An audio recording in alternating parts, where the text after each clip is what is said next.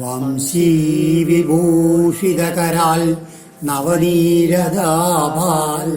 പീതാംബരാൽ അരുണബിംബപരാതരോഷ്ടാൽ പൂർണേന്ദു സുന്ദരമുഖാൽ അരവിന്ദനേത്രാൽ കൃഷ്ണാൽ പരം കിമപി തത്വമഹം ന ജാനേ.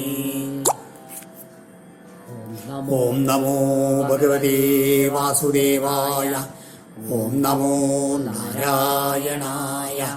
സദ്ഗുരുഭ്യോ നമഃ. ശ്രീമദ്ഭാഗവതം ദശമസ്കന്ധം ഉത്തരാർദ്ധം ഷഡ്പഞ്ചാശത്തമോധ്യായ 56-ാമത്തെ അധ്യായം. ഈ അധ്യായത്തിലും അടുത്ത അധ്യായത്തിലും കൂടിയിട്ടാണ് സ്യമന്തകോപാഖ്യാനം. ശ്രീശുവോവാച സത്രാജിതസ്വതനയം കൃഷ്ണായ കൃതകിൽബിഷ സ്യമന്തകേന മണിനാ സ്വയമുദ്യമ്യ ദത്തവൻ. ശ്രീ സുബ്രഹ്മർഷി കഥ തുടരുകയാണ്. കൃതകിൽബിഷ സത്രാജിത, തന്നാൽ ഒരു തെറ്റ് ചെയ്യപ്പെട്ടു. അങ്ങനെയുള്ള സത്രാജിത്ത് സ്യമന്തകേന മണിന, തൻ്റെ കയ്യിലുള്ള സ്യമന്തകം എന്ന രത്നത്തോടുകൂടി സ്വതനയാം തൻ്റെ പുത്രിയായുള്ള സത്യഭാമയെ സ്വയം ഉദ്യമ്യ താൻ തന്നെ ഉത്സാഹിച്ചിട്ട് കൃഷ്ണായ ദത്തവാൻ, ഭഗവാന് കൊടുത്തു. തൻ്റെ മകളായിട്ടുള്ള സത്യഭാമയെയും ഒപ്പം തന്നെ ആ സ്യമന്തക രത്നത്തെയും ഭഗവാന് കൊടുക്കണ്ടായി എന്ന് അങ്ങനെ ശ്രീ സുബ്രഹ്മണ്യ പറയുകയാണ്. അപ്പോൾ പരീക്ഷിച്ച് ചോദിക്കുകയാണ്. രാജോവാച സത്രാജിതക്കിമകരോൽ ബ്രഹ്മൻ കൃഷ്ണസ്യ ഗിൽബിഷം സ്യമന്തകകുതസ്തസ്യ കസ്മാത് ദത്താ സുധാഹരേ. തീർച്ചയായിട്ടും നമുക്കും അങ്ങനെ ഇതിലൊരു ആകാംക്ഷ ഉണ്ടാവും. എന്താണ് സത്രാജിത്ത് ഭഗവാനോട് ചെയ്തിട്ടുള്ള തെറ്റ്, അദ്ദേഹത്തിന് എവിടുന്നായി മണി കിട്ടിയത്? അപ്പം അങ്ങനെ വിസ്തരിച്ച് കഥ പറയാൻ വേണ്ടി പരീക്ഷിച്ച് ചോദിക്കുകയാണ്. സത്രാജിതക്കിമകരോൽ ബ്രഹ്മൻ, ബ്രഹ്മൻ, ശ്രീ സുബ്രഹ്മണ്യേ, ആ സത്രാജിത്ത് കൃഷ്ണനെതിരായിട്ട് കിം കിൽബിഷം അകരോൽ, എന്ത് അപരാധാണ് ചെയ്തത്? പിന്നെയോ തസ്യ സ്യമന്തക കൂത, അദ്ദേഹത്തിന് ഈ സ്യമന്തകം എന്നുള്ള രത്നം എവിടുന്നാണ് ലഭിച്ചത്? ഹരേ കസ്മാൽ സുധാദത്ത, എന്തുകൊണ്ടാണ് തൻ്റെ പുത്രിയെ തന്നെ വിവാഹം ചെയ്ത് കൊടുക്കണം എന്ന് തീരുമാനിച്ചത്? അതിനുള്ള നിമിത്തമായിട്ടുള്ള ആ കഥകളെല്ലാം പറഞ്ഞു തരണം എന്ന് പറയുകയാണ്. ശ്രീജോവാച ആസീൽ സത്രാജിത സൂര്യോ ഭക്തസ്യ പരമസഖ പ്രീതസ്മൈ മണിം പ്രാതൽ സൂര്യതുഷ്ട സ്യമന്തകം. ശ്രീ സുബ്രഹ്മർഷി കഥയിലേക്ക് കടങ്ങുകയാണ്. ഭക്തസ്യ സത്രാജിത സൂര്യ പരമ പ്രീത സഖ ആസി. ഈ സത്രാജിത്ത് എന്ന് പറയുന്ന ഒരു യാദവനുണ്ടായിരുന്നു.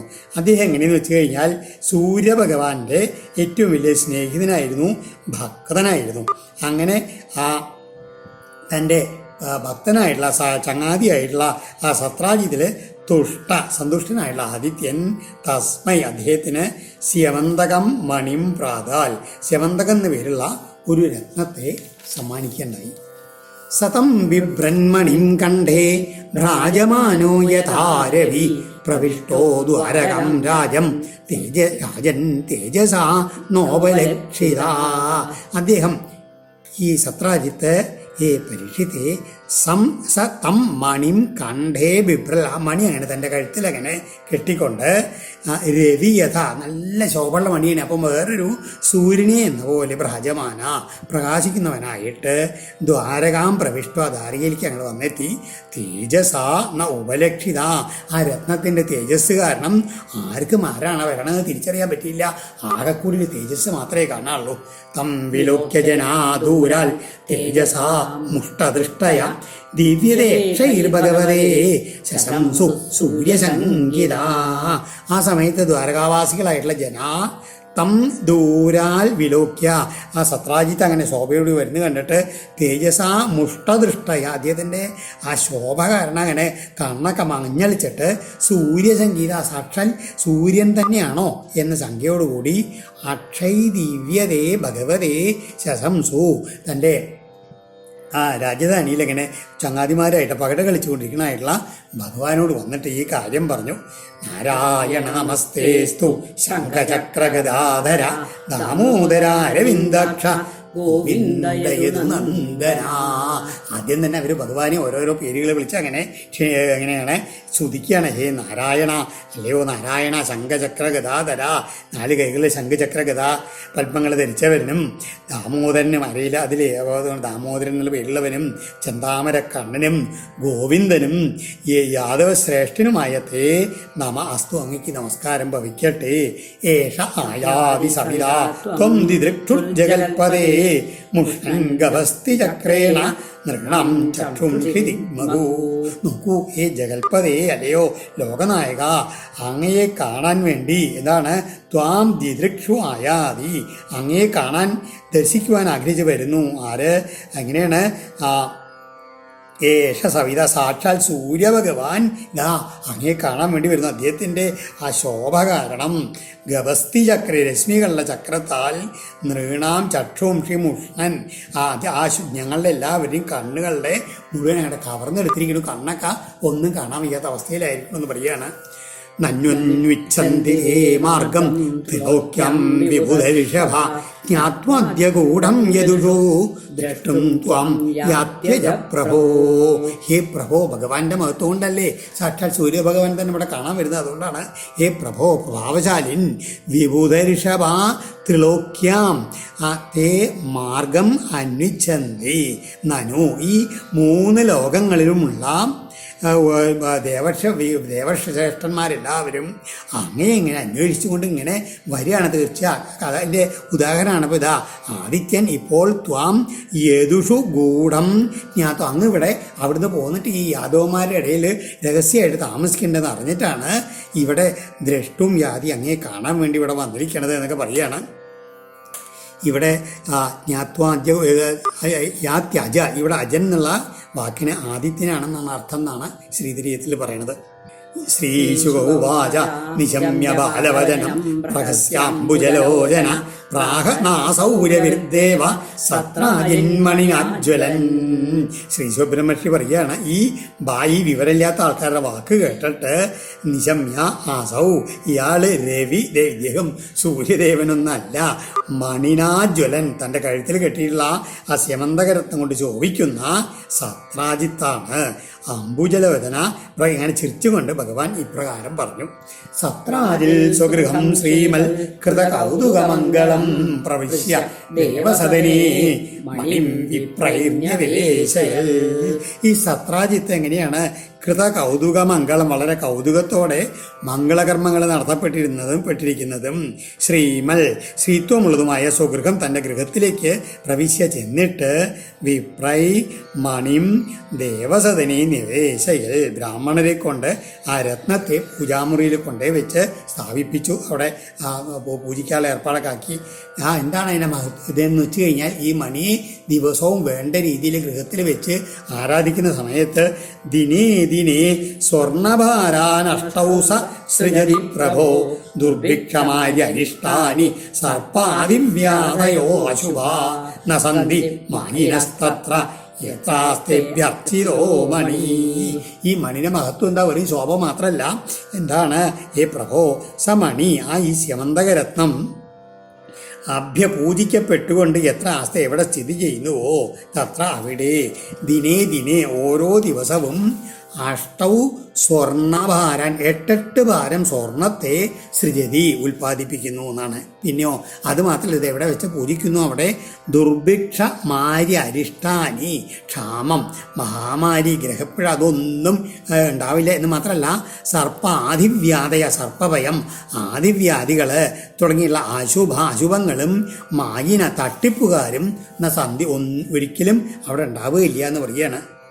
അതായത് സത്രാജിത്ത് നേരെ തൻ്റെ ഗൃഹത്തിലേക്ക് പോകുന്നതിന് മുമ്പ് ഈ രത്നം ഭഗവാനെ കാണിച്ചു കൊടുക്കാൻ വേണ്ടി ഇവിടെ യാതൊരു കാണിച്ചുകൊണ്ടാണ് ഗൃഹത്തിലേക്ക് പോയത് എന്നാണ് ഇവിടെ സൂചന. ഈ ഭാരം എന്ന് വെച്ച് കഴിഞ്ഞാൽ എന്താണെന്ന് വെച്ചാൽ, ഭാരത്തിൻ്റെ കണക്കിൽ 4 നെന്മണി തൂക്കത്തിനെ ഒരു ഗുഞ്ചെന്ന് പറയും, 5 ഗുഞ്ചത്തിനെ ഒരു പണത്തൂക്കം എന്ന് പറയും, 8 പണത്തിനെ ഒരു ധരണം എന്ന് പറയും, 8 ധരണത്തിനെ ഒരു കരുഷം എന്ന് പറയും, 8 കരുഷം ഒരു പലാണ്, 100 പലാണ് ഒരു തുലാം, 20 തുലാമാണ് ഒരു ഭാരം. സയാജിതോ മണിം ക്വാപി യദുരാജായ ശൗരിണ നൈവാർത്ഥകാമുക പ്രാതാൽ യാശാഭംഗമതർക്കയൻ തമേകദാമണിം കണ്ടേ പ്രതിമുച്യ മഹാപ്രഭം പ്രസേനോ ഹയമാരുഹ്യ മൃഗയം വ്യജൽവനേ പ്രസേനം സഹയം ഹത്വാ മണിമാച്ഛിദ്യ കേസരി ഗിരിം വിശഞ്ജാംബവദാ നിഹതോ മണിമിച്ഛതാ. ഇങ്ങനെ ഭഗവാൻ തന്നെ ഈ സദസ്സിൽ ഈ സത്രാജിത്ത് രത്നം കൊണ്ട് വന്നപ്പോൾ ഒരവസരത്തിൽ ആ സമയത്ത് യാദവരാജാവായിട്ടുള്ള ഉഗ്രസേനന് വേണ്ടിയിട്ട് സത്രാജിത്തിനോട് ആ സ്യമന്തകരത്നം ഞങ്ങൾക്ക് തരുമെന്ന് പറഞ്ഞ് യാചിച്ചു അത്രേ. ആ യാചനെ അവഗണിച്ചാലുള്ള ഭവിഷ്യത്തിനെ പറ്റി ചിന്തിക്കാത്ത ആ സത്രാജിത്ത് വേഗം ഒന്നും പറയാണ്ട് രത്നം കൊടുക്കാണ്ട് വേഗം അങ്ങോട്ട് തിരിച്ചും പോവുകയാണ് ഉണ്ടായത്. നൈവാർത്ഥകാമുക പ്രാതാൽ യാജ്ഞാഭംഗമതർക്കയൻ അതിനെപ്പറ്റി ഒന്നും ചിന്തിച്ചില്ല. എന്നിട്ട് മാത്രമല്ല മിണ്ടാണ്ട് അങ്ങോട്ട് പോവുകയും ചെയ്തു. ഇങ്ങനെ ഇരിക്കുന്ന സമയത്ത് ഒരിക്കൽ അദ്ദേഹത്തിൻ്റെ അനിയനായിട്ടുള്ള പ്രസേനൻ ഈ ശോഭ ഉള്ള നല്ല മണി ഉണ്ടല്ലോ ഏട്ടനോട് ചോദിച്ചു, ഇതൊന്നും എനിക്ക് തരുമോ നായാട്ടിന് പോകാൻ വേണ്ടി. നായാട്ടിന് മുമ്പ് എങ്ങനെയാ വെച്ചാൽ ഈ മണി അങ്ങനെ കഴുത്തിൽ കെട്ടിപ്പോയാൽ അതിൻ്റെ വെളിച്ചം കാരണം മൃഗങ്ങളൊക്കെ അങ്ങനെ അതിങ്ങനെ കണ്ണു തുറിച്ച് അതങ്ങനെ നോക്കിക്കൊണ്ട് നിൽക്കുമ്പോൾ വേഗം അതിനെ കൊല്ലാൻ പറ്റും. അത് നായാട്ടൻ ആലോചിച്ച് നോക്കൂ, സൂര്യഭഗവാൻ കൊടുത്തിട്ടുള്ള മണിയാണ്. അത് തൻ്റെ സഹോദരനായിട്ട് ഉള്ള പ്രസേനന് നായാട്ടിന് പോകാൻ വേണ്ടി കൊടുക്കുകയാണ്. ആദ്യത്തിലൊക്കെ കുറച്ച് വിസമ്മതം പ്രകടിപ്പിച്ചു വെച്ചാലും സഹോദര സ്നേഹം കാരണം ആ മണി കൊടുത്തു പ്രസേനന് ആ മണിയും കെട്ടിക്കൊണ്ട് കാട്ടിൽ പോയി. എന്നിട്ടോ കാട്ടിൽ പോയ എങ്ങനെയാണ്, കുതിരപ്പുറത്താണ് പോയത്. അവിടെ പ്രസേനം സഹായം ഹത്വ ഒരു സിംഹം വന്ന് ചാടി വന്നിട്ട് ഈ പ്രസേനനെയും ആ കുതിരയെ അങ്ങോട്ട് കൊന്നു. എന്നിട്ട് ആ മണി ആ സിംഹത്തിൻ്റെ കയ്യുമ്പിൽ അങ്ങനെ ആ നഖത്തിൻ്റെ ഇടയിലാണ്ട് വിട്ടു. എന്നിട്ട് സിംഹം അതുകൊണ്ട് അങ്ങനെ പോണ സമയത്ത് ഈ സിംഹത്തിൻ്റെ കയ്യിലുള്ള മണിയുടെ ശോഭ കാരണം ജാമ്പവാൻ തൻ്റെ ഗുഹടം ഉള്ളുന്ന് പുറത്തു വന്നപ്പോഴാണ് വല്ലാത്ത ശോഭിക്കുന്ന ഈ രത്നത്തിനെ കണ്ടത്. വേഗം ജാമ്പവാൻ ആ സിംഹത്തിനെ നിഗ്രഹിച്ചിട്ട് വേഗം ആ രത്നം കൈക്കലാക്കി. സോവി ചക്രേ കുമാരസ്യ മണിം ക്രീഡനകമ്പിലേ അവശ്യൻ ഭ്രാതരം ഭ്രാത സത്രാജിൽ പര്യതപ്യതാ. ജാമ്പവാൻ എന്ത് ചെയ്തു, ഈ രത്നം തൻ്റെ ഗുഹയിൽ ആ കുട്ടികൾക്ക് കളിക്കോപ്പായിട്ടാണ് കൊടുത്തു. ഇങ്ങനെ തൻ്റെ സഹോദരനെ നായാട്ട് പോയിട്ട് മടങ്ങി വരാഞ്ഞ് കാണാഞ്ഞിട്ട് സത്രാജിന് വല്ലാണ്ട് വിഷമായി പരിതപിക്കാൻ തുടങ്ങി. പ്രായ കൃഷ്ണേന നിഹതോ മണിഗ്രീവോ വനം ഗത ഭ്രാതാമേതി തൽശ്രുത്വാ കർണേ കർണേ ജവഞ്ജന. എങ്ങനെയാണ് എവിടെ പോയിട്ടുണ്ടാവുക എന്നിങ്ങനെ ആലോചിച്ചു. എൻ്റെ ഈ മണിയും കെട്ടിയിട്ട് കഴുത്തിൽ പോയിട്ടുള്ള ആ കഴുത്തിൽ കെട്ടി നായാട്ടിന് പോയിട്ടുള്ള നമ്മുടെ സഹോദരനെ ആ ഭഗവാൻ ശ്രീകൃഷ്ണൻ നിഗ്രഹിച്ചിരിക്കാൻ ധാരാളം സാധ്യത ഉണ്ട്. അങ്ങനെ എന്തല്ലേ എന്താണ് ഇന്നത്തെ ഓരോ തെളിവുകൾ, എന്താണ് എന്ത് തെളിവുകൾ എന്നാ പറയുക, സാഹചര്യ തെളിവുകൾ എന്ന് പറയില്ലേ, അത് കഴിച്ചുകൊണ്ടുള്ള രീതിയിലാണ് പറഞ്ഞത്. അതേ കുറേ തോന്നിക്ക് സംശയം ഉണ്ട് നല്ല ഉറപ്പ് തന്നെയാണ്. ആ മൂപ്പരാവ് തട്ടിയുണ്ടാവുക പ്രസേനെ കൊന്നിട്ട് ഒരിക്കലും എന്നോട് ചോദിക്കുകയുണ്ടായി. ഇങ്ങനെ ഓരോന്ന് മെല്ലെ മെല്ലെ ഭ്രാത മമേതി തൽശ്രുത്വ കർണേ ജപഞ്ജന, അങ്ങനെ ഒരു ചെവിയിൽ നിന്ന് മറ്റൊരു ചെവിക്ക് പോയിട്ട് ദ്വാരകയിൽ മുഴുവൻ ഈ അപവാദം അങ്ങോട്ട് പരക്കാൻ തുടങ്ങി. അതായത് ഭഗവാനാണ് ഈ പ്രസേനൻ്റെ വധത്തിന് പിന്നിൽ എന്നുള്ളത്. ഭഗവാൻ തതുപശ്രുത്യ ദുര്യശോലിപ്തമാത്മനി മാർട്ടും പ്രസേന പദവിം അന്വപദ്യത നാഗരൈ. ഇങ്ങനെ തൻ്റെ നഗരവാസികൾ തന്നെ ഇടയിലിങ്ങനെ തന്നെ പറ്റി ആരോപിക്കപ്പെട്ടുള്ള ഈ അപഖ്യാതി തുടച്ച് കളയാൻ വേണ്ടിയിട്ട് ഭഗവാൻ എന്ത് തീരുമാനിച്ചു, അച്ഛൻ വസുദേവനൊക്കെ പറഞ്ഞു, ഈ ഒരു കാര്യം ചെയ്യേ, ഏതായാലും അപവാദം വന്ന് പെട്ടില്ലേ, അത് നമുക്ക് തന്നെ തീർത്തു കൊടുക്കാതെ എവിടെയെന്ന് പ്രസേനെ കണ്ടുപിടിക്കാമെന്നൊക്കെ പറഞ്ഞ അച്ഛൻ്റെയും ഒക്കെ വാക്കുകൾ മാനിച്ചുകൊണ്ട് ഭഗവാൻ ചെറിയൊരു സൈന്യത്തോട് കൂടിയിട്ട് അപ്പം തന്നെ പ്രസേനെ തിരയാൻ അങ്ങോട്ട് പുറപ്പെട്ടു. പ്രസേനപദവിയും അന്വപദ്യത നഗരവാസികളായിട്ടുള്ള കുറച്ച് പേരെയും കൂടെ കൂട്ടിയിട്ട് അറിയണമല്ലോ എന്നുള്ള ഭാവത്തിൽ അതം പ്രസേനമശ്വം ച വിക്ഷകേസരിണാവനേ തം ചാദ്രിപൃഷ്ടേ നിഗതം ഋക്ഷേണ ദൃശുർജന. അങ്ങനെ പോയി കഴിഞ്ഞപ്പോണ്ട് അവർ മരിച്ചു കിടക്കണ പ്രസേനയും കണ്ടു, കുതിരയും കണ്ടു. നോക്കിയപ്പോഴോ അങ്ങനെ കാലടിപ്പാടുകൾ നോക്കിയപ്പോൾ ഒരു സിംഹത്തിൻ്റെ കാലടിപ്പാടുകൾ കാണാണ്ട് അങ്ങനെ അതിനെ തിരിഞ്ഞു പോയ സമയത്തുണ്ടല്ലോ നിഗതം ഋക്ഷേണതിർജന, ഒരു വലിയ ആൾക്കുരങ്ങാണ് ഈ സിംഹത്തിനെ കൊന്നിരിക്കുന്നത് മനസ്സിലായി. അപ്പോൾ ഈ ആൾക്കുരങ്ങാണ് ഈ മണി തട്ടിയിരിക്കണമെന്ന് ബോധ്യായി. ഋക്ഷരാജവിലം ഭീമം അന്ധേന തമസാവൃതം ഏകോ വിവേശ ഭഗവൻ അവസ്ഥാപ്യ ബഹിപ്രജ. അങ്ങനെ എന്ത് ചെയ്തു? വലിയൊരു ഗുഹയുടെ ഉള്ളിലേക്കാണ് ഈ ആൾക്കുരങ്ങിൻ്റെ കാൽപ്പാടുകൾ അങ്ങനെ പോകുന്നത്. അപ്പോൾ വേഗം എന്ത് ചെയ്തു ഭഗവാൻ, ഞാൻ ഒറ്റയ്ക്ക് ഇതിനകത്ത് പോയി നിൽക്കും, നിങ്ങൾ എല്ലാവരും കൂടി ഇരുട്ടത്ത് തപ്പി തടഞ്ഞ് എൻ്റെ കൂടെ വരാൻ നിൽക്കണ്ട, നിങ്ങളൊരു കാര്യം ചെയ്യും, നിങ്ങളെല്ലാവരും പുറത്ത് നിൽക്കിയിട്ട് പുറത്ത് നിന്നാൽ മതി. ഭഗവാൻ അവസ്ഥാപ്യ ബഹിപ്രജ, അവർ തൻ്റെ കൂടെയുള്ള ആൾക്കാരെയൊക്കെ പുറത്ത് നിർത്തിയിട്ട് ഏകോ വിവേശ, ഇരുട്ട അന്ധകാരത്തായുള്ള വേലിക്ക് ഒറ്റയ്ക്ക് അങ്ങോട്ട് കയറി ചെന്നു. എന്നിട്ടോ തത്ര ദൃഷ്ട്വാമണിശ്രേഷ്ഠം ബാലക്രീഡനകം കൃതം ഹർത്തും കൃതമതി തസ്മിൻ അവതസ്തേർഭകാന്തികേ. വേഗം അങ്ങനെ ഗുഹയിൽ തപ്പി തടവി ചെയ്ത് കുറിച്ചപ്പോഴേക്കും നല്ല പ്രകാശം.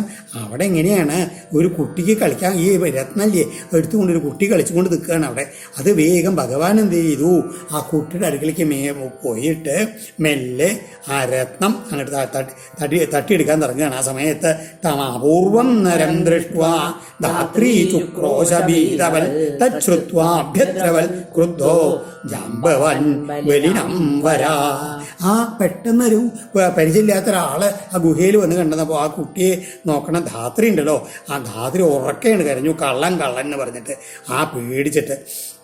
ആ ശബ്ദം കേട്ട് തച്ഛ്രുത്വ പെട്ടെന്ന് ജാമ്പവാൻ ബലിനാം വരാ, ബലശാലികളിൽ വെച്ച് ശ്രേഷ്ഠനായിട്ടുള്ള ആ ജാമ്പവാൻ പെട്ടെന്ന് ഇങ്ങോട്ട് ഓടി വന്നു. ശബ്ദം കേട്ടത് സ്ഥലത്തേക്ക്. എന്നിട്ടോ ആ ക്രോധത്തോടു കൂടിയിട്ട് വന്നിട്ട് എന്നിട്ടോ സവൈ ഭഗവതാതേന യുധേ സ്വാമിനാത്മന പുരുഷാ പ്രാകൃതം മത്വാ കുപിതോ നാനുഭാവവിൽ.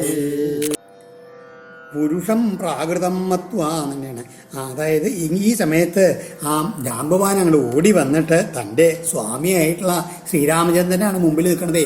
അതറിയാതെ, അതാണ് പുരുഷാ പ്രാകൃതം, പുരുഷം പ്രാകൃതം, അതൊരു സാധാരണ വേറെ ഏതൊരു മനുഷ്യനാണെന്ന് തോന്നിയിട്ട് ഭഗവാനാണെന്ന് അറിയാണ്ട് കോപിച്ചുകൊണ്ട് നാനുഭാവവിൽ, അദ്ദേഹത്തിൻ്റെ ആ മഹത്വം പ്രഭാവം അറിയാണ്ട് ആ ഭഗവാനായിട്ട് അങ്ങനെ യുദ്ധം തുടങ്ങി എന്ന് പറയുകയാണ്.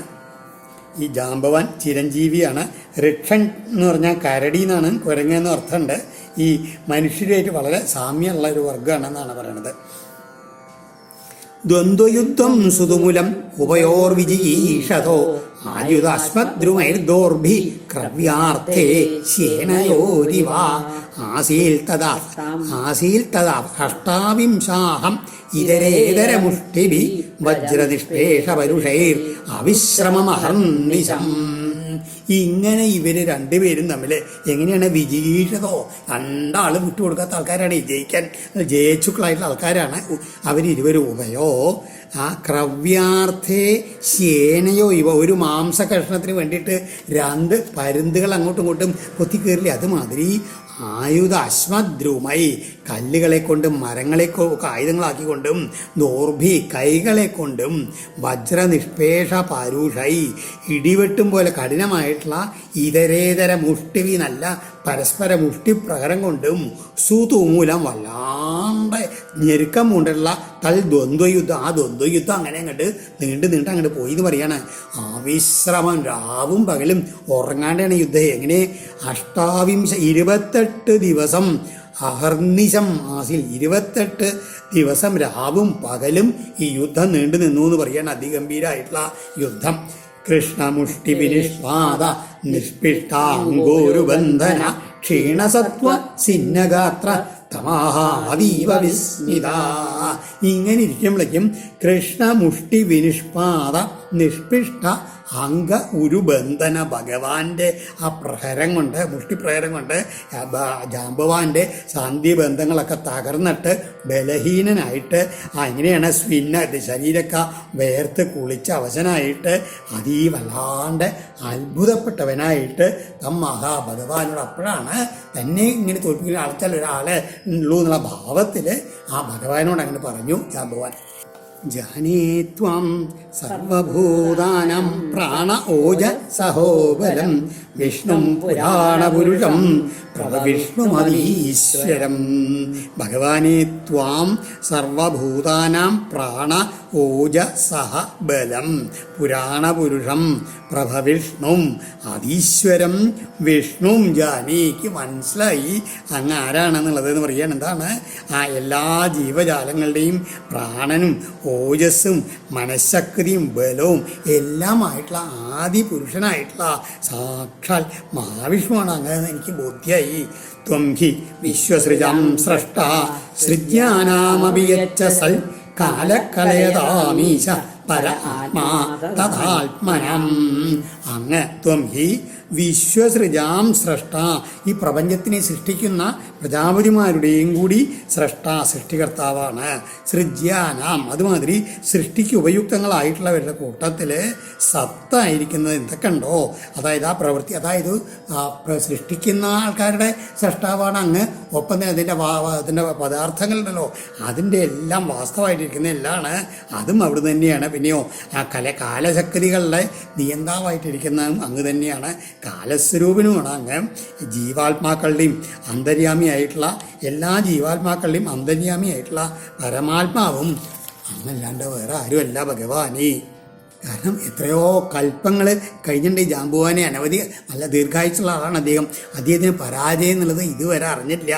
ഈ ആദ്യമായിട്ട് അങ്ങനെ സംഭവിച്ചുകൊണ്ട് മനസ്സിലായി ഇത് സാക്ഷാൽ ജഗദീശ്വരൻ തന്നെയാണ് തന്നെ യുദ്ധത്തിൽ തോൽപ്പിക്കാൻ അദ്ദേഹത്തിന് മാത്രമേ കഴിയൂന്ന് വിവേകിയായിട്ടുള്ള ആ ജാമ്പുവാൻ മനസ്സിലാക്കുകയാണ്.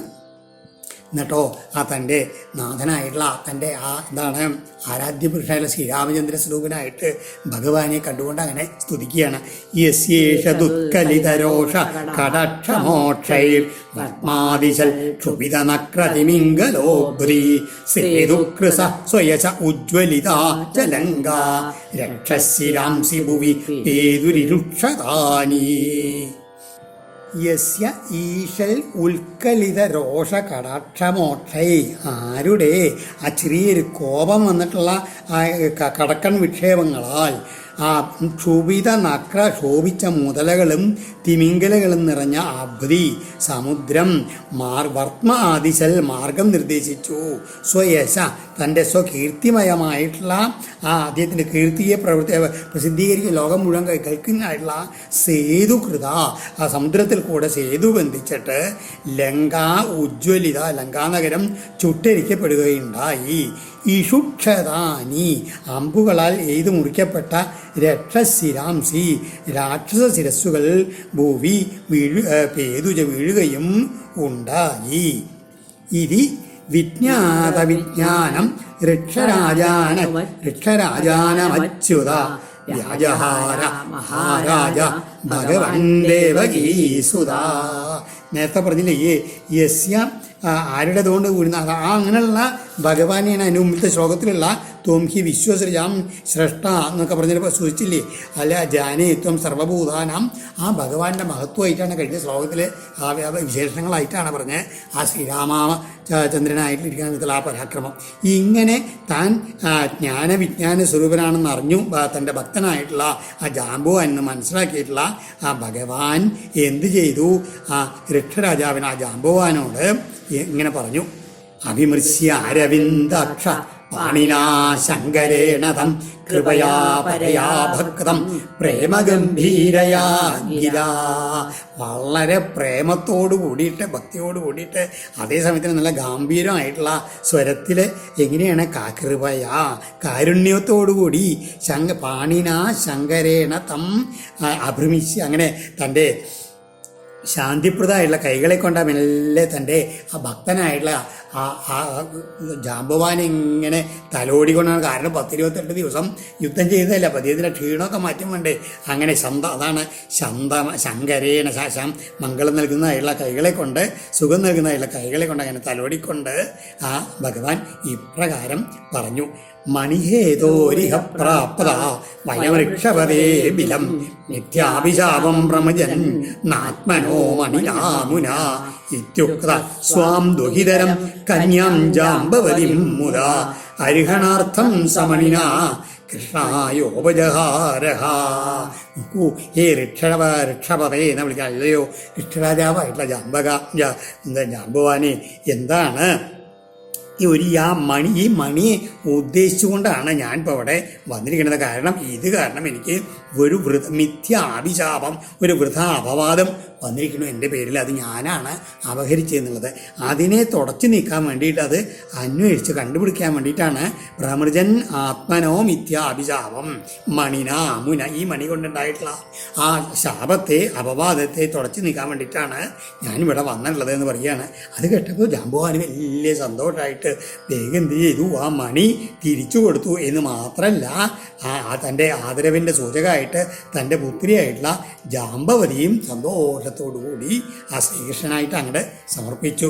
കൃഷ്ണായോപജഹാരഹ സ മണിന ജാമ്പവതി മുതാ, തൻ്റെ മകളെയും കൂടി ആ മണ്ണിനെ കൂടെ ഇങ്ങോട്ട് കൊടുത്തു. ഇവിടെ ജാമ്പവതി വിവാഹം കഴിച്ച് ബ്രാഹ്മവിധി പ്രകാരമാണ്. അതായത് അച്ഛൻ, ആ കുട്ടിയുടെ കന്യയുടെ അച്ഛൻ അറിഞ്ഞുകൊണ്ട് വിവാഹകർമ്മങ്ങൾ നടത്തിയിട്ട് കൊടുക്കാനാണ്, നൽകുകയാണ് ചെയ്തിട്ടുള്ളത് എന്നർത്ഥം. അദൃഷ്ട്വാ നിർഗമം ശൗരേ പ്രവിഷ്ടസ്യ വിലഞ്ജന പ്രതീക്ഷ്യ ദ്വാദശാഹാനി ദുഃഖിതാസ്വപുരം യയോ. ഇങ്ങനെ ഇവിടെ അതിഗംഭീരമായിട്ടുള്ള യുദ്ധം നടക്കുന്ന സമയത്ത് ഈ ദ്വാരകാവാസികളുണ്ടല്ലോ, ഭഗവാന്റെ കൂടെ വന്നവര്, അവരെ ഗുഹയുടെ പുറത്തങ്ങനെ നിൽക്കണ്ടേ, കുറച്ച് ദിവസമൊക്കെ നിന്നു. അവർ കാണാണ്ടായിട്ട് വളരെ വിഷമിച്ചിട്ട് സ്വദേശത്തേക്ക് മടങ്ങി പോവുകയും ചെയ്തു എന്ന് പറയുകയാണ്. നിശമ്യ ദേവകീ ദേവി രുക്മിണ്യാനഗദുന്ദുവി സുഹൃതോ ജ്ഞാതയോശോരൻ ബിലാൽ കൃഷ്ണമനിർഗതം. അങ്ങനെ അവരെല്ലാവരും ചെന്നിട്ട് ദേവികയോടും വസുദേവരോടും രുക്മിണി ദേവിയോടും മറ്റുള്ള ബന്ധുക്കളോടൊക്കെ ഇങ്ങനെ പറഞ്ഞു, എന്താ ചെയ്യുക, കൃഷ്ണൻ ആ ഗുഹയിൽ പോയി ഇതുവരെ പുറത്ത് വന്നിട്ടില്ല എന്നൊക്കെ പറഞ്ഞാൽ ആ വിഷമ വാർത്ത അവരെയൊക്കെ അറിയിച്ചു. അപ്പോൾ അവരൊക്കെയോ സത്രാജിതം സവന്തസ്തേ ദുഃഖിത ദ്വാരകൗകസ ഉപതസ്തുർ മഹാമായം ദുർഗാം കൃഷ്ണോപലബ്ധയേ. അവരെല്ലാവരും എന്ത് ചെയ്തു, വളരെയധികം വിഷമിച്ചു. എന്ന് മാത്രമല്ല, സത്രാജിത്തിനെ അങ്ങോട്ട് ശപിക്കാൻ തുടങ്ങി. അവൻ്റെ ആ കള്ള ഭാവത്തിൽ അപവാദത്തിന് തോന്നാൻ വേണ്ടിയല്ലേ ഞങ്ങളുടെ കൃഷ്ണൻ പോയത്, ഇവിടേക്ക് ഗുഹയുടെ ഉള്ളിലേക്ക് ഇനിയിപ്പോൾ എന്താ ഉണ്ടാവുക എന്നൊക്കെ പറഞ്ഞിട്ട് അവരെന്ത് ചെയ്തു, ആ ശക്തി സ്വരൂപിണിയായിട്ടുള്ള ദുർഗാദേവിയെ ഉപാസിച്ചു. വേഗം ഭഗവാൻ മടങ്ങി വരണേ എന്ന് പ്രാർത്ഥിച്ചു കൊണ്ടെന്ന് പറയുകയാണ്. ദുർഗാം കൃഷ്ണോപലബ്ധയേ തേഷാം തു ദേവ്യുവസ്ഥാനാൽ പ്രത്യാദിഷ്ടാശിലാസര പ്രാദുർബഭൂപസിദ്ധാർത്ഥ സദാരോ ഹർഷയൻ ഹരി. അങ്ങനെ അവരുടെ ഉപാസനയിൽ സന്തുഷ്ടയായിട്ടുള്ള ദുർഗാ ഭഗവതിയുടെ അനുഗ്രഹം ലഭിച്ചു കഴിഞ്ഞപ്പോഴേക്കും തന്നെ ഭഗവാൻ ജാമ്പവതി എന്നുള്ള ആ പത്നിയോട് കൂടിയിട്ട് എല്ലാവർക്കും സന്തോഷം നൽകുമാറ് അവിടെ അങ്ങോട്ട് പ്രത്യക്ഷപ്പെട്ടു എന്ന് പറയുകയാണ്. ഉപലഭ്യർഹീകേശം മൃതം പുനരിവാഗതം സഹപത്ന്യാമണിഗ്രീവം സർവേ ജാതമഹോത്സവ. ഇങ്ങനെയാണ് ഭഗവാൻ വന്നത്. ആ മണി തൻ്റെ കഴുത്തിൽ, അതാ മണിഗ്രീവം ശിവന്തകരത്നം തൻ്റെ കഴുത്തിൽ അങ്ങനെ അണിഞ്ഞുകൊണ്ട് പത്നി സമേതനായിട്ട് ജാമ്പവതിയോട് കൂടിയിട്ട് ആഗതം ഋഷീകേശം ഉപലഭ്യ വന്നു ചേർന്നവനായിട്ടുള്ള ഇന്ദ്രിയങ്ങളുടെയൊക്കെ അധിഷ്ഠാന ദേവതയായിട്ടുള്ള ഭഗവാനെ ലഭിച്ചിട്ട് സർവേ എല്ലാവരും മൃതം ആഗതം ഇവ, മരിച്ചുപോയ ഒരാൾ ജീവൻ വെച്ച് തിരിച്ചു വരുമ്പോൾ എത്രത്തോളം സന്തോഷം ഉണ്ടാകും, അതുമാതിരി അത്യാനന്ദഭരിതരായി. സത്രാജിതം സമാഹൂയ സഭായം രാജസന്നിധൗ പ്രാപ്തിം ചാഖ്യായ ഭഗവാൻ മണിം തസ്മൈ നിവേദയൽ. ഭഗവാൻ ഒട്ടും വൈകിച്ചില്ല. സഭായാം രാജസന്നിധൗ, അതായത് ആ രാജ്യസഭയിൽ ഉഗ്രസേന മഹാരാജാവിന് മുമ്പിൽ വെച്ചിട്ട് സത്രാജിതം സമാഹൂയ, സത്രാജിത്തിനെ വിളിച്ചു വരുത്തിയിട്ട് ഭഗവാൻ തന്നെ പ്രാപ്തിമാഖ്യായ, എങ്ങനെയാണ് തനിക്ക് ആ രത്നം തിരിച്ച് ലഭിച്ചത് എന്ന് പറഞ്ഞുകൊണ്ട് തസ്മൈ, ആ സത്രാജിത്തിന് തന്നെ മണിം നിവേദയൽ, ആ മണി തിരിച്ചു കൊടുക്കുകയും ചെയ്തു. ഞാൻ കെട്ടടൊന്നും ആയിരുന്നില്ല, ഇങ്ങനെയൊക്കെയാണ് ഉണ്ടായിരുന്ന കഥകളൊക്കെ പറഞ്ഞ് ജനങ്ങളെയൊക്കെ ബോധ്യപ്പെടുത്തിയിട്ട് ഭഗവാൻ മണി സത്രാജിത്തിന് തിരിച്ചു കൊടുത്തു. ചാതിവ്രീഡിതോരത്നം ഗൃഹീത്വാവാങ്മുഖസ്തദ അനുദർശ്യമാനോ ഭവനം അഗമൽ സ്വേനവാത്മനാ.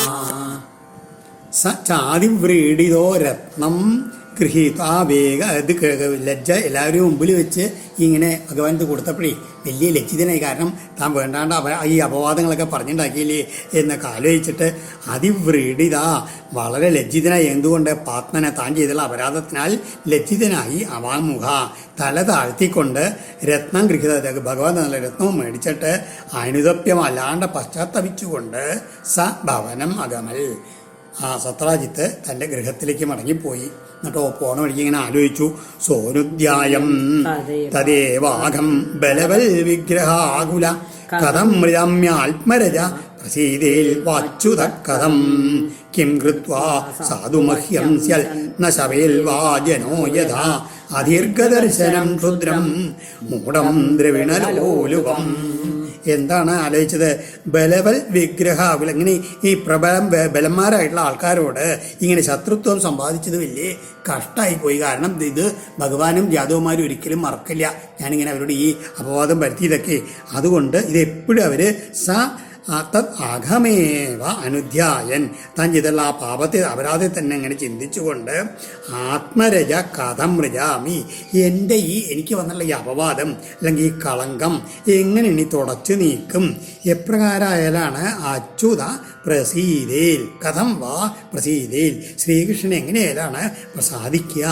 കിം കൃത്വ എന്ത് ചെയ്താലാണ് മഹ്യം എനിക്ക് സൽപ്പേരുണ്ടാവും? സാധുസ്യാൽ ഈ അദീർഘദർശനം ഇങ്ങനെ അതായത് ദീർഘവീക്ഷണമില്ലാത്തവനും ക്ഷുദ്രം അല്പനും മൂഢനും ദ്രവിണലോലുവ പണക്കൊതിയനുമായിട്ടുള്ള എന്നെ ജനങ്ങൾ യഥാവ ഏതു തരത്തിലായാലാണ് ശബയിൽ പഴിക്കാതിരിക്കുക. അതൊക്കെ എല്ലാം ഇങ്ങനെ ഓരോന്നിങ്ങനെ രാജ്യം കൊണ്ടു ഇദ്ദേഹം ഈ എന്ത് ചെയ്താലാണ് എനിക്ക് വന്നല്ല ഈ കളങ്കല്ലാണ്ടാക്കി തീർക്കുക? ഈ ഭഗവാനോടും ഭഗവാന്റെ ആൾക്കാരോടൊക്കെ ഈ വലിയ ശത്രുത കാണിച്ചു വെച്ചാൽ അത് അവസാനത്തിൽ എനിക്ക് തന്നെ തെറ്റകന്നില്ലേ അപകടമായിട്ടാണ് വരിക. അതുകൊണ്ട് അതില്ലാണ്ടേക്കും വേണം. എങ്ങനെയാണ് കൃഷ്ണനെ അങ്ങനെ സന്തോഷിപ്പിക്കുക? അതുമാതിരി മറ്റുള്ള യാദവന്മാരെ സന്തോഷിപ്പിക്കണം. എന്താ വേണ്ടതെന്ന് ആലോചിച്ചിട്ട് അദ്ദേഹം ഒരു തീരുമാനം എടുക്കുകയാണ്. എന്താണ്? ദാസ്യേ ദുഹിതരം തസ്മൈ സ്ത്രീരത്നം രത്നമേവച ഉപായോയം സമീചീന തസ്യ ശാന്തിർന്ന ചന്യത. ഒരു കാര്യം ചെയ്തു കളയാം. എൻ്റെ മകളും സ്ത്രീരത്ന അതിസുന്ദരിയായിട്ടുള്ള ഈ സത്യഭാമ ഞങ്ങൾക്ക് കൊടുക്കാം. ഒപ്പം തന്നെ ആ ശമന്തകരത്നവും കൃഷ്ണൻ എന്ന് ചോദിച്ചതൊക്കെ അല്ലേ, ആ രത്നവും കൃഷ്ണന് തന്നെ അങ്ങോട്ട് ദാനം ചെയ്തിരിക്കുന്ന എന്നുള്ള അതാണ് ഇപ്പം ഏറ്റവും നല്ല മാർഗം. അഭിലഷണീയായിട്ടുള്ള ഏറ്റവും നല്ല ഉപായം ഇതാണ് എന്ന് അദ്ദേഹമാണ് തോന്നാൽ മനസ്സിന് സമാധാനം ഉണ്ടാവും എന്ന് ചിന്തിച്ചിട്ട് ഏവം വ്യവസിതോ ബുദ്ധ്യ സത്രാജിൽ സ്വസുതാം ശുഭം മണിം ച സ്വയമുദ്യമ്യ കൃഷ്ണായോപജഹാരഹ. മറ്റൊരു പ്രകാരത്തിലും അദ്ദേഹത്തെ പ്രീതിപ്പെടുത്തുക എന്നുള്ള സാധ്യമാണെന്നൊക്കെ കരുതിക്കൊണ്ട് സത്രാജിത്ത് തൻ്റെ മംഗളസ്വരൂപിണിയായിട്ടുള്ള പുത്രിയും അതുമാതിരി സ്യമന്തകരത്നെയും വേഗം ഉത്സാഹത്തോടുകൂടി തിരിച്ചു പുറപ്പെട്ട് ഭഗവാന് കാഴ്ചവെച്ചു. സത്യഭാമ ആരായിരുന്നു എന്നൊക്കെ മറ്റു ചില പുരാണങ്ങളിൽ പറഞ്ഞിട്ടുണ്ട്. അത് നമുക്കിങ്ങനെ സ്മരിക്കാം. അതായത് അത്രി ഗോത്രത്തിൽപ്പെട്ട ദേവശർമ്മൻ എന്നുള്ള ഒരു ശ്രേഷ്ഠനായിട്ടുള്ള ഒരു ബ്രാഹ്മണൻ്റെ പുത്രിയായിരുന്നു ഈ സത്യഭാമ. മായാപുരി എന്നാണ് ജന്മദേശം. അവിടെ ഗുണവതി എന്നായിരുന്നു അന്ന് ആ ജന്മത്തിൽ പേര്. ആ ഗുണവതിയെ അത്രി ബ്രാഹ്മണൻ എന്ത് ചെയ്തു?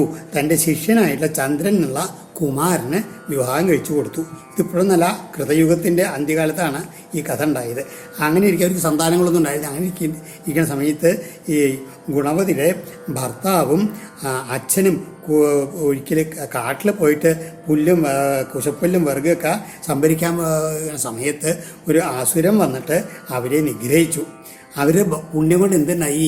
അവർക്ക് രണ്ടുപേർക്കും വിഷ്ണുലോകപ്രാപ്തി ഉണ്ടായി. ഈ ഗുണവതി വല്ലാണ്ട് വ്യസനിച്ചു. എന്നിട്ട് കയ്യിൽ സമ്പത്തൊന്നുമില്ല.